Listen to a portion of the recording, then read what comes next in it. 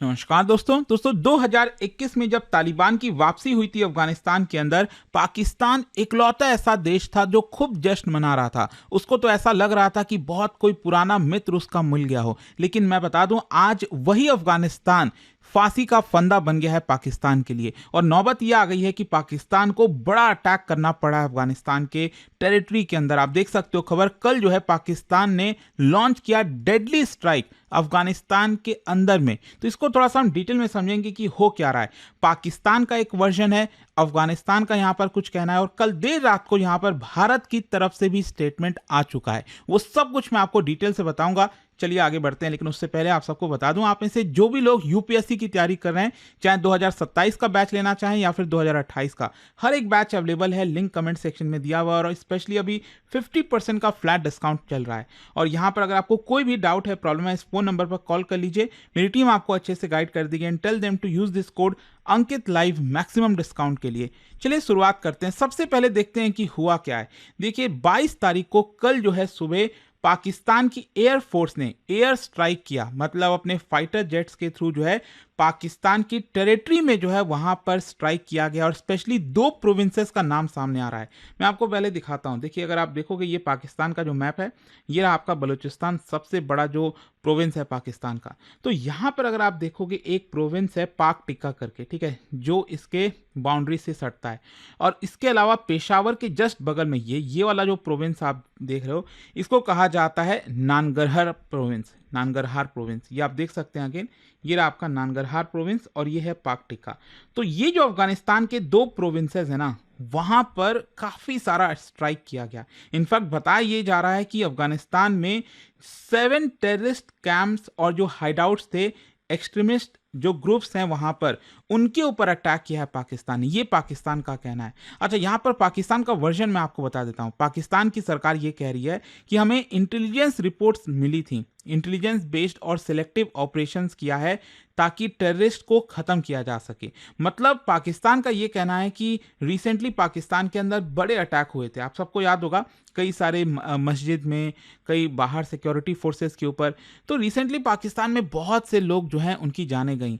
तो इसका आरोप बेसिकली ये अफगानिस्तान के ऊपर लगा रहे हैं पाकिस्तान जो है, और इसी का बदला लिया है पाकिस्तान ने, ऐसा पाकिस्तान गवर्नमेंट का कहना है। स्पेशली पाकिस्तान के जो ऑफिशियल्स हैं उनका ये कहना है कि कई जो ग्रुप्स हैं, जैसे टीटीपी हो गया, Tehrik-e Taliban Pakistan, Islamic State Khorasan Province ISKP, तो ये लोग जो है लगातार पाकिस्तान में अटैक कराते रहते हैं यहाँ पर, और छुपने के लिए उनको अफगानिस्तान की जो ज़मीन है वो मिल जाती है। और इसीलिए पाकिस्तान का कहना था कि हमने इन टेररिस्ट को ख़त्म करने के लिए ये कदम उठाया। दूसरी तरफ आप देखोगे तो पाकिस्तान का क्या वर्जन है, क्योंकि आप देखिए यहाँ पर पाकिस्तान ये कह रहा है कि कई लोग हमने मारे हैं, और जितने भी मारे हैं वो सभी टेररिस्ट हैं। लेकिन अफगानिस्तान का दूसरा वर्जन आपको देखने को मिलेगा। अफगानिस्तान का ये कहना है कि देखिए ये जो अटैक हुआ है, इसकी वजह से जो मासूम लोग हैं, बच्चे हो गए, आपके औरतें हो गई, उन लोगों के ऊपर बड़ा अटैक किया गया। जो सिविलियंस के घर हैं उसके ऊपर पाकिस्तान ने अटैक किया है। रिलीजियस जो स्कूल्स हैं, जैसे मदरसाज हो गए, वहां पर अटैक हुआ है, और इसकी वजह से यहां पर डजन्स ऑफ सिविलियंस की मृत्यु हुई है। और अफगानिस्तान का कहना है कि हम इसका बदला लेंगे। अफगानिस्तान ने बेसिकली इस स्ट्राइक को कंडेम किया, कहा कि ये सॉवरेनिटी के खिलाफ है, हमारा जो एयर स्पेस है उसको ब्रीच करने की कोशिश की गई है। और यहाँ पर जो डिफेंस मिनिस्ट्री है, उन्होंने वार्निंग दी है पाकिस्तान को कि इसका बड़ा खामियाजा भुगतना पड़ेगा पाकिस्तान को, और अफगानिस्तान सही समय पर रिस्पॉन्ड करेगा। अच्छा, यहाँ पर पाकिस्तान ये लॉन्च क्यों किया, इसको थोड़ा सा अच्छे से समझने की कोशिश करिए। क्या है कि वैसे तो पाकिस्तान में कई बॉम्बिंग अटैक्स वगैरह होते रहते हैं, लेकिन रिसेंटली आपको याद होगा जनवरी फरवरी के महीने में काफ़ी सारे अटैक देखने को मिले। स्पेशली इस्लामाबाद में एक मस्जिद है, वहां पर एक बड़ा सुसाइड बॉम्बिंग किया गया, और इसमें 31 लोग हैं कम से कम, उनकी जाने गई। फिर इसके अलावा और भी कई सुसाइड बॉम्ब अटैक्स हुए, मिलिट्री अटैक्स हुए, जिसकी वजह से पाकिस्तान की जो सिक्योरिटी पर्सनल हैं, जो आर्मी है, उनको भारी नुकसान हुआ। सिविलियंस की तो यहाँ पर जाने गई। तो पाकिस्तान ने बेसिकली ये जो पूरा आरोप है वो अफगानिस्तान के ऊपर लगाया है। पाकिस्तान का ये कहना है कि देखिए हमने अफगानिस्तान को बार-बार यहाँ पर इन्फॉर्मेशन दिया, बताया कि आप अपने ज़मीन पर इनको अलाउ मत करिए, लेकिन अफगानिस्तान की सरकार हमारी सुन नहीं रही थी। तो ये चीज़ कहना है पाकिस्तान का। अच्छा, इसको लेकर कैजुअलिटीज़ और जो डैमेज है ना, उसमें बड़ा अंतर आपको देखने को मिलेगा।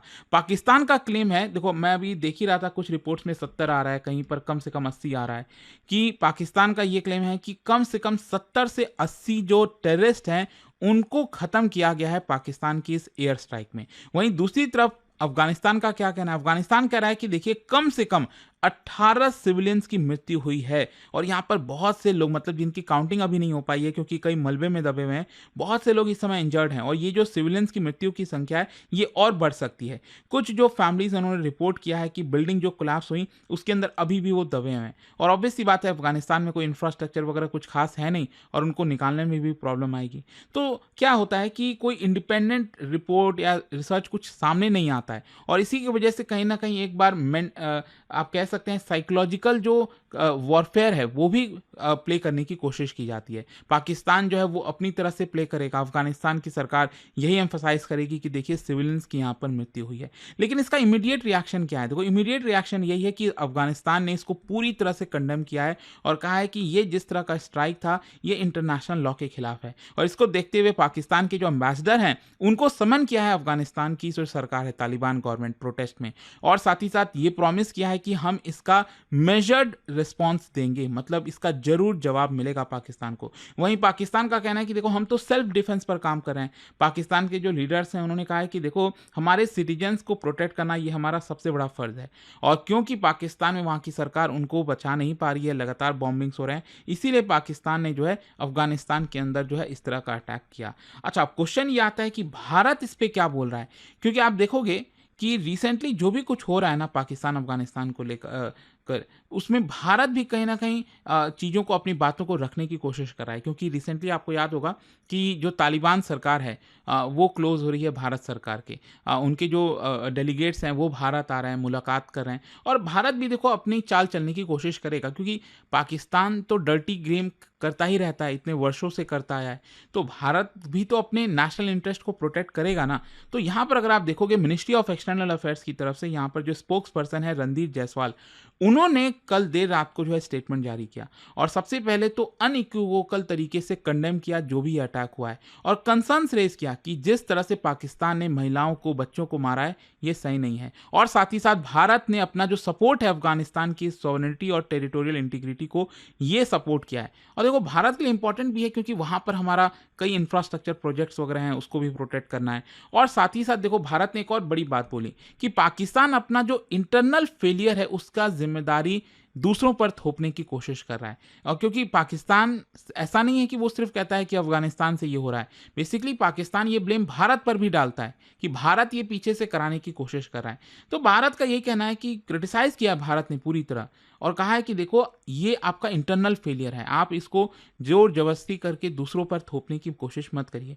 तो जो रणधीर जायसवाल जी हैं उन्होंने इंडिकेट किया कि जो रीजनल स्टेबिलिटी है वो अंडरमाइन नहीं होनी चाहिए, जो सिविलियन प्रोटेक्शन है वो सबसे इंपॉर्टेंट है। क्रॉस बॉर्डर मिलिट्री एक्शन जो है ये जब भी बढ़ता है तो इसकी वजह से इंस्टेबिलिटी बढ़ने का खतरा रहता है। और इसका अगर मैं आपको लार्जर जियो पॉलिटिकल कॉन्टेक्स्ट बताऊं तो देखो क्या है ना, अफगानिस्तान पाकिस्तान का जो बॉर्डर है जिसको हम दुरन लाइन कहते हैं, ये अभी भी डिस्प्यूटेड है। जी हाँ, आई डोंट नो आप में से कितने लोगों को पता है, बट ये जितना भी ये पूरा वहां से लेकर ये पूरा जो बॉर्डर आप देख रहे हो, इसको अभी तक अफगानिस्तान ने ऑफिशियल तरीके से एक्सेप्ट नहीं किया है और ये एक सबसे बड़ी प्रॉब्लम है। और इसी की वजह से लगातार ये पोरस बॉर्डर है, आसानी से लोग बॉर्डर क्रॉस करके इधर उधर जा सकते हैं। जो मिलिटेंट ग्रुप्स हैं वो उस टेरेन का फायदा उठाने की कोशिश करते हैं। और जब से तालिबान रिटर्न हुआ है 2021 से, काबुल और इस्लामाबाद के रिलेशंस बहुत खराब हो गए, मतलब ये शायद किसी ने सोचा भी नहीं था। आपको याद होगा जब तालिबान रिटर्न हुआ था, किस तरह से चिढ़ाने के लिए आप कह सकते हो पाकिस्तान जो है वो अपने डेलीगेट को भेज रहा था आपका काबुल में, और वो चाय का प्याला लेकर इस तरह से चुस्की ले रहे थे वो पाकिस्तान है, वो इस तरह की कोशिश करता है करने का, लेकिन आज हाल देख लो क्या हो गया है।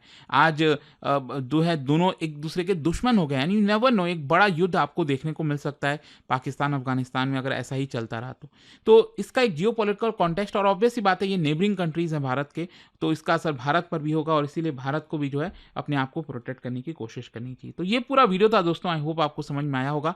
और जाने से पहले एक बहुत ही इंटरेस्टिंग ज्योग्राफी का क्वेश्चन है कि आप बता सकते हो इनमें से कौन सी नदी ऐसी है जो हिंदू कुश से ओरिजिनेट होती है और अरल सी का जो बेसिन है वहां पर जाकर ड्रेन होती है। कौन से रिवर की हम बात कर रहे हैं? और इसका जो राइट आंसर है आप सब जानते हैं, मेरे इंस्टाग्राम पर तो मिलेगा ही, वहां पर अगर आप नहीं, कोई बात नहीं, टेलीग्राम से ले सकते हैं इसका सही उत्तर। और दोस्तों जैसा मैंने आपको बताया, अगर आप यूपीएससी की तैयारी कर रहे हैं, कोई भी बैच चाहते हैं 2027-28, फ्लैट 50% डिस्काउंट बहुत ही लिमिटेड पीरियड के लिए 26 तारीख से हमारा नया बैच भी स्टार्ट हो रहा है। कोई भी अगर आपको डाउट है, प्रॉब्लम है, इस फोन नंबर पर कॉल कर लीजिए, मेरी टीम आपको अच्छे से गाइड कर देगी। And use this code Ankit live maximum discount के। स्टडी IQ IAS, आपका सिलेक्शन हमारा मिशन।